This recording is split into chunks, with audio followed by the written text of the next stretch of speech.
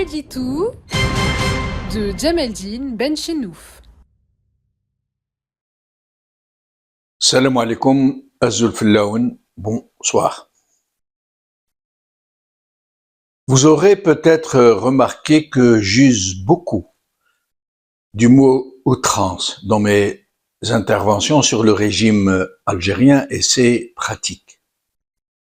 Outrance, qui caractérise ce qui est outré, qui passe outre le sens de la mesure, de la norme, qui est exagéré à un point intolérable, qui ne peut pas être crédible. Voilà pourquoi dans l'Antiquité, la règle la plus centrale de la politique était devenue la prudence, autant dans la parole que dans l'attitude. Héraclite puis Aristote lui donneront la même valeur que la sagesse. La prudence était aussi la première des 4 vertus cardinales antiques. La prudence, la tempérance, la force et la justice. La prudence n'a pas seulement le sens commun que nous lui connaissons de faire attention, d'être prudent. En politique, et depuis la plus ancienne Antiquité, elle est la vertu la plus aboutie de la gestion de la cité, de l'État. Voilà pourquoi elle est l'antithèse de l'outrance. Et pourquoi ces deux notions, la prudence et l'outrance, caractérisent la première, les pouvoirs vertueux, et la seconde, ceux qui sont dans la démesure, l'égarement, le mensonge, l'improvisation, la fuite en avant. C'est ce sentiment justement d'outrance et de démesure que j'ai ressenti dans cette récente affaire de la prise d'otage du ressortissant espagnol dans le Sahara algérien.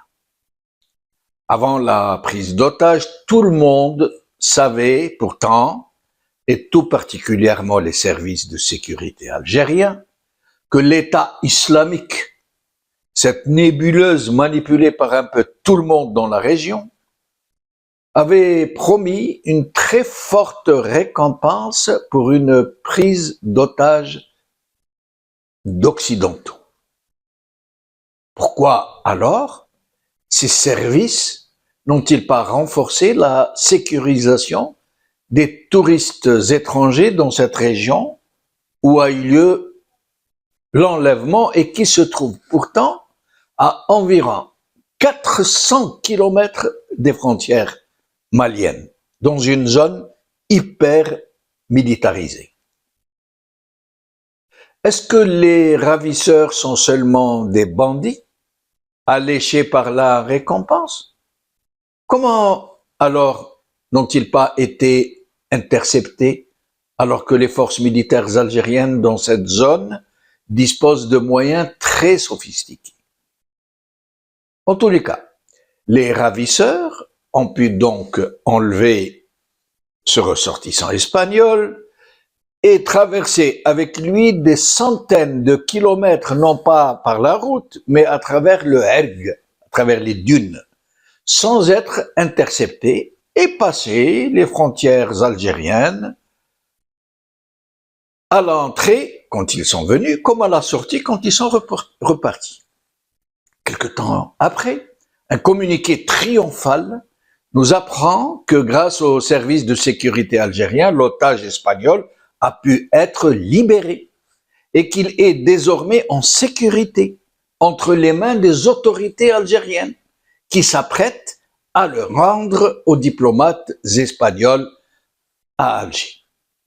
Sur son espace X, ou Twitter, le président Tebboune ne rate pas l'aubaine et se fend, lui aussi, d'une déclaration, et je le cite. « Je remercie nos services de sécurité et les cadres du ministère de la Défense nationale pour leur efficacité et leur discrétion lors de l'opération de libération du citoyen espagnol Gilbert Navarro. » Fin de citation. Or, Dans la réalité, le seul rôle joué par ces services de sécurité et ces cadres de la défense nationale aura été de ne pas avoir empêché l'enlèvement. Alors que tout le monde savait que l'État islamique avait publiquement promis une forte récompense pour tout otage occidental. Ou alors, dans le meilleur des cas, ces services de sécurité et ces cadres du ministère de la Défense nationale auraient donc sous-traité avec l'Azawad cette opération de récupération, dans les deux sens du terme, récupération de l'otage et l'opération de com. Or, dans ce cas, une telle initiative s'apparenterait à une ingérence dans les affaires intérieures d'un autre État, le Mali en l'occurrence. Un peu comme si le Mali avait sous-traité une opération du genre avec le MAC en Algérie. Mais le pire n'est pas dans toute cette marmelade politico-sécuritaire.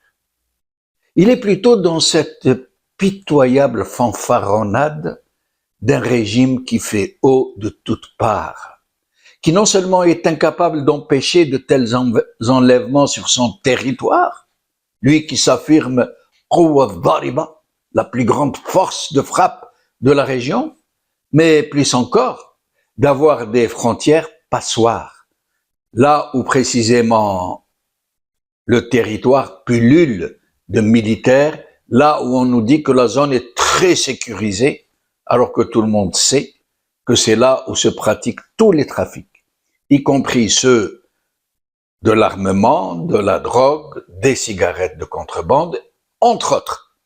Et que c'est par là que transitent aussi des dizaines de milliers de migrants subsahariens. En vérité, de vastes étendues de non-droit et de non-État. Et l'outrance des outrances est de venir après une telle débâcle, fanfaronner et bomber le torse et de croire qu'on a réussi à faire passer un dromadaire par un trou de serrure. Peu cher. Voilà.